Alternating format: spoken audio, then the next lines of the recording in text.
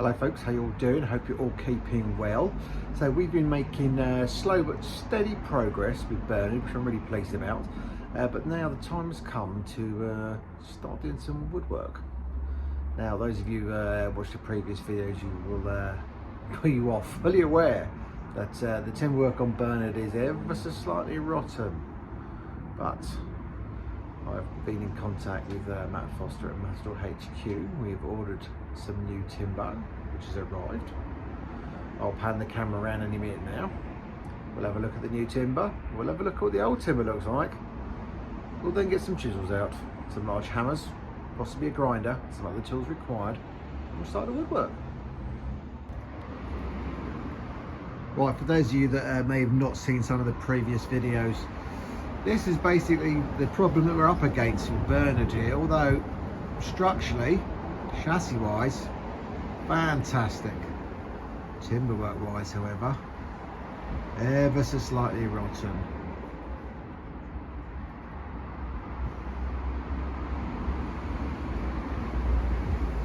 But it is only timber, it cannot be replaced.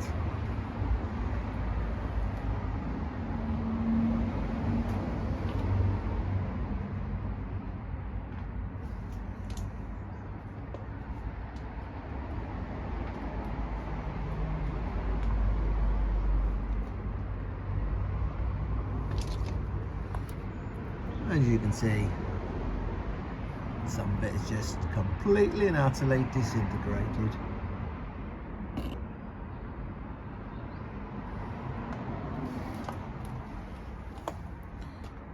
Not to mention the arches. There's another job on the list. Wheel arches. Again, old timber work.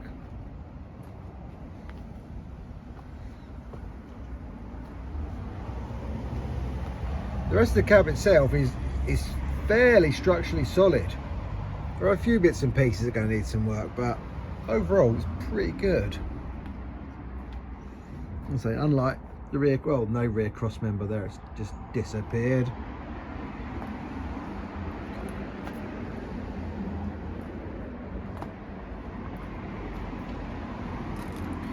As you can see, there's not an awful lot actually holding the rear body on.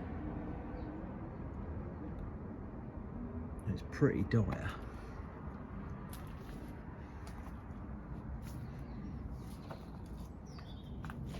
Apart from this rear one, which clearly wasn't off Bernard. This was fitted by the previous owner, along with his tailgate structure, which is extremely useful. Right, let's see what we've got in here.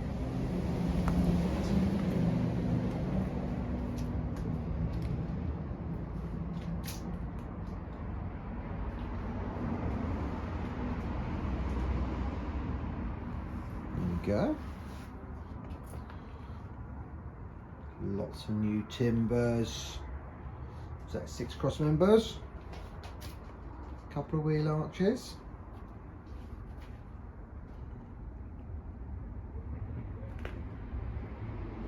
And underneath, and over there, 2 rather long main rails.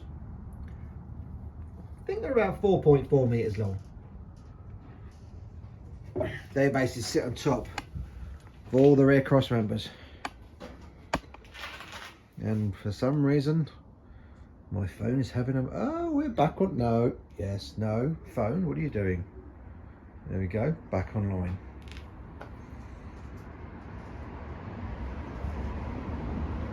Right, so first job would be... Now we've got a nice bit of weather.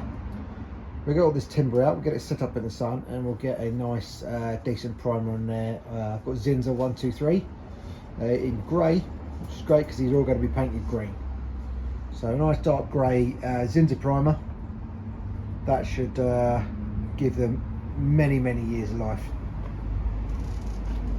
I mean, considering the original ones on Bernard, or what's left of them, they're 86 years old. I suppose you could say they're not done too bad, really. But one of the big jobs we got to do is this roof. As great as the roof is, as you can see at the front, it is supported by a couple of acros. It's too big to move, there's nowhere in the garden, so somehow I've got to completely support this whole roof section while I take the sides off and start replacing the cross members. Kind of got an idea of what I'm doing, but I'm pretty much making it up as I go along. So, wish me luck. Hopefully the next bit of video you'll see will be some nice new timbers being put in place. Or not, we shall see. It's going to be one or the other, either new timbers or just bits of old timber still falling off. Either way, it'll be interesting. It's a hobby at the end of the day. Remember, they said, buy a military vehicle, it'll be fun, they said. They agree.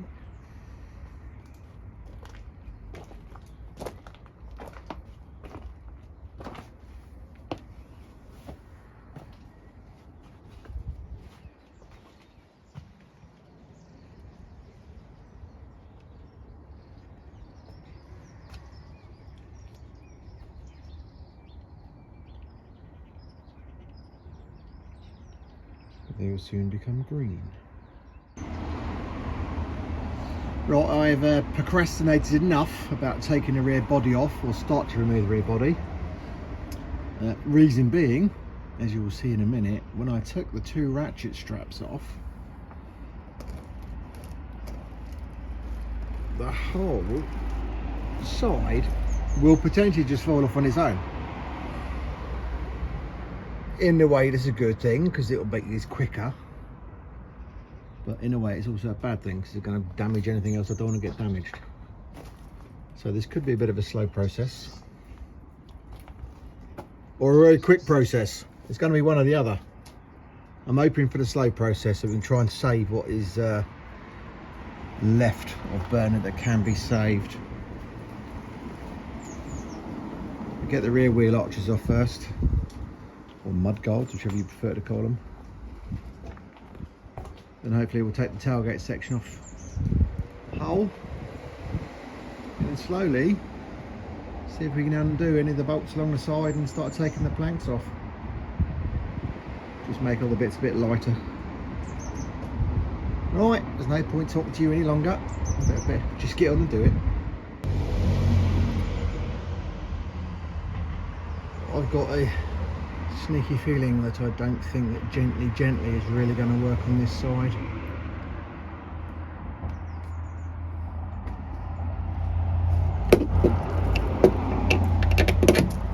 One bungee strap.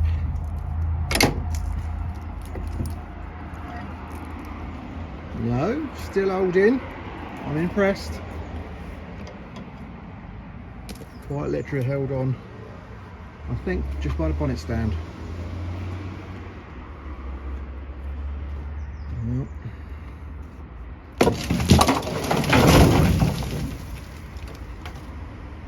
And that's all it was held on, just the bonnet stand.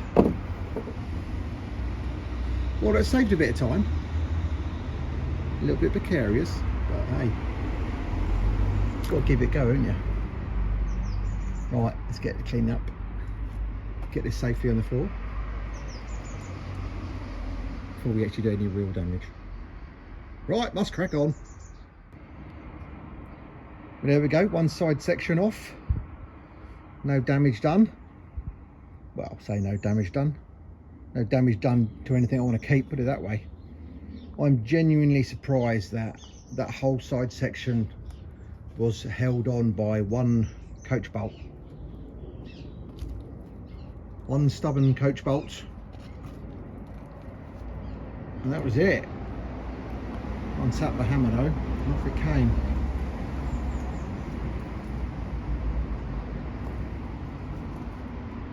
Well, it's definitely going to be easier to work on now. You can see what we've got. See, all precautions were taken. Do this scaffold board, perfect. No damage done to any of the air tank.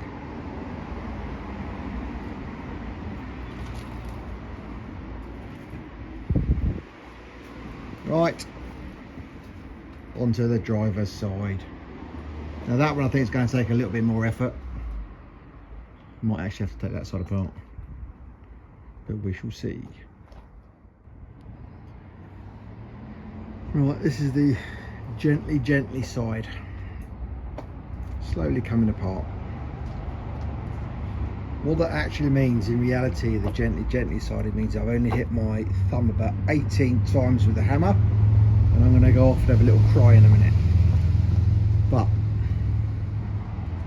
it is slowly but surely coming apart.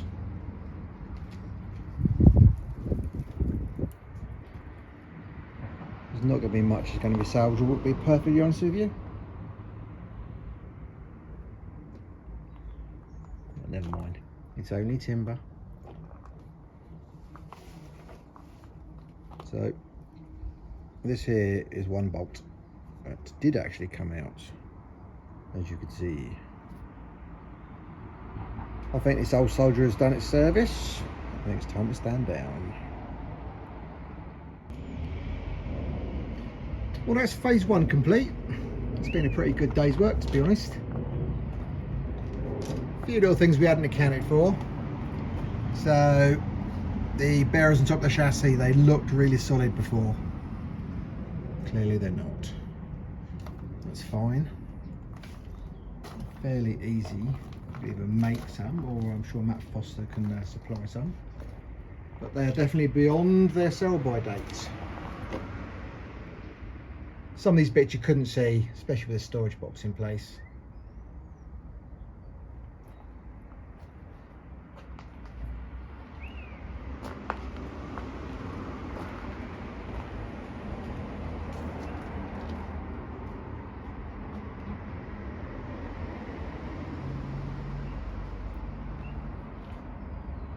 At first, the near side bearers did look all right. But then once the body came off a bit more, not quite as good as we thought. Bit of woodworm eating through there.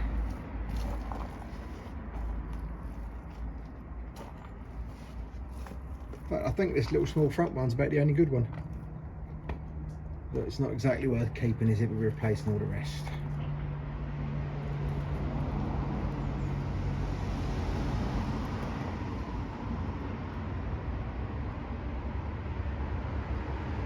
Storage boxes actually in pretty good condition. Some of the timber needs replacing, but the tin work is all good, so I'm quite happy they actually came out as one. It's a bit of weight there, but they all came out as one. So next job is going to be basically get much of this cleaned off as possible, get most of the dirt off, and then get a pressure washer on it. Give it a blast back, see what she's like.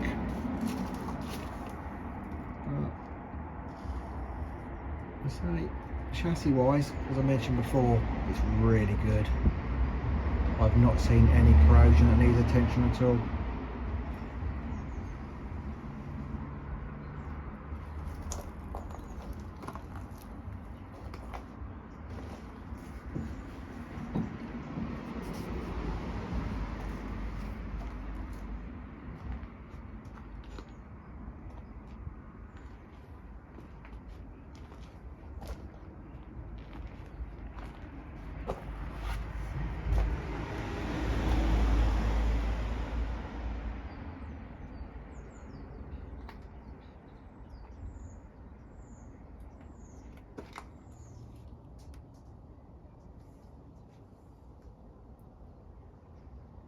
Right, stage one is almost over, just a big clean up to go. Right, so here we have it, one pressure wash later. Bernard is now looking sparkly and clean. Well, sparkly and clean as Bernard can look.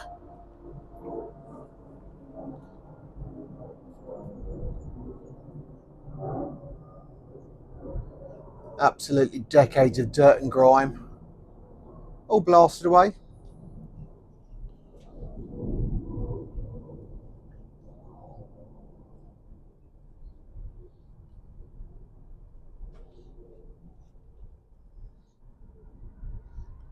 and I'm pleased to say there was no horrors revealed. Everything is as we expected. Nice, solid, clean. Yes, timber bearers, knackered.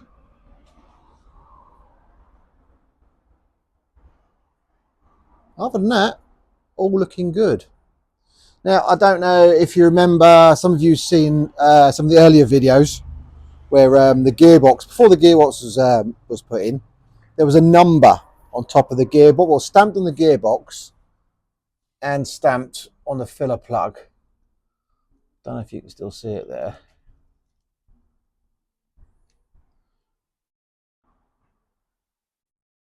Right, so the number that was on the filler plug, which is also stamped in the actual gearbox casing itself, is at 1357. So Bernard here had a full rebuild in 1956 in one of the Remy workshops. But as we removed the body, and was working along the timber bearers, we found another little tag. Cleaned the paint off. You can see the tag there. Again, 1357. Any sort of Remy guys out there, or girls, what was this number for? Was it just like a rebuild number, you know, like a docket number maybe of something while it was in workshops? Any ideas, guys? Please let me know. Right, someone who's viewed the previous videos have asked me to just do a little bit about the winch itself. The winch is a 10-ton winch, which is driven by the transfer box. There's that huge thing down there. It's got a power takeoff from the other side, as you can see over there, which goes into that part of the winch itself. Basically, you pop the transfer lever into neutral. Then there's a lever on the other side of the driver's seat, which engages the actual clutch drive itself, which is operated basically, where is it? Well, that rod there runs all the way along the inside of the chassis. Don't you can see that? And connects up to a lever just inside the cab. That engages the actual clutch on the drum itself. The brake is this band here, which is pretty much like a reverse sort of brake shoe. That's operated from inside the cab as well. And on the far side over there, you have a lever, which is basically for in or out. So that's about how simple it is. I mean, it's a very nicely designed bit of kit, but that's it. There is one clever bit of engineering on here.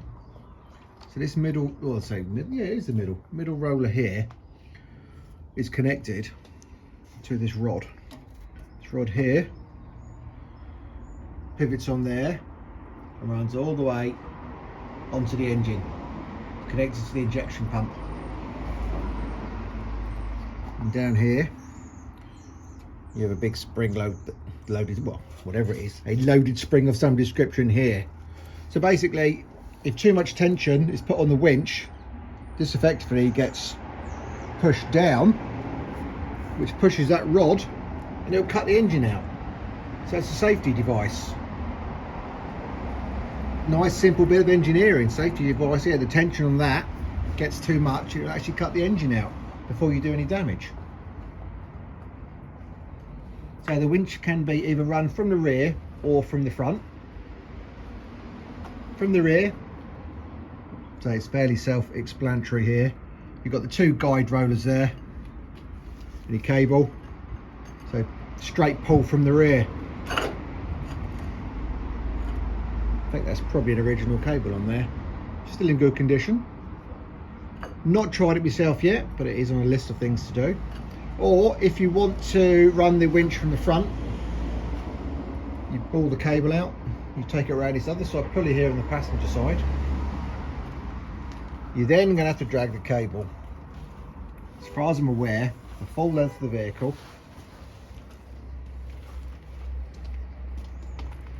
over that sort of stirrup, which is on the down part of the exhaust there, out to the front of the vehicle, where there's another set of rollers. This pin does pull out, and then the roller itself gets removed. You bring your cable through, put the roller back in, pop the pin in, engage it, and then you can run the winch from the front.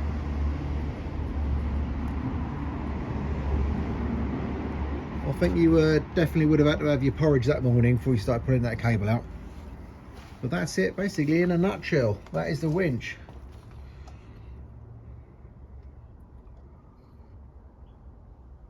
And the winch is made by Turner. I don't know if you're going to see it with the sunlight on there.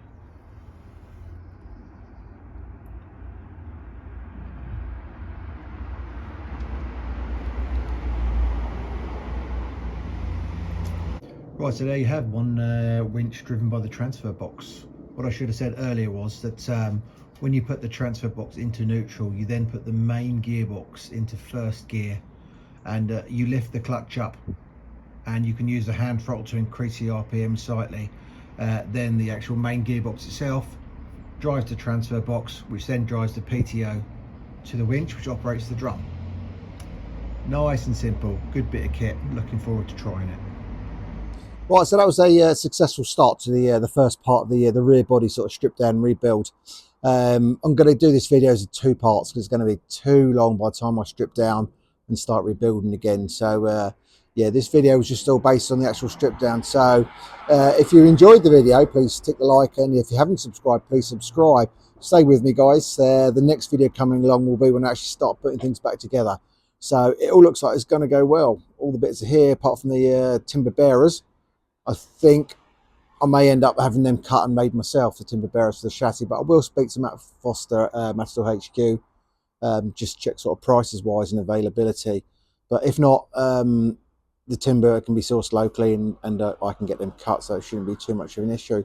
But looking forward to putting it back together. It would be nice to finally have some sort of solid timber work on Bernard. I think he deserves it after 86 years. All right, guys, I'll catch you on the next one.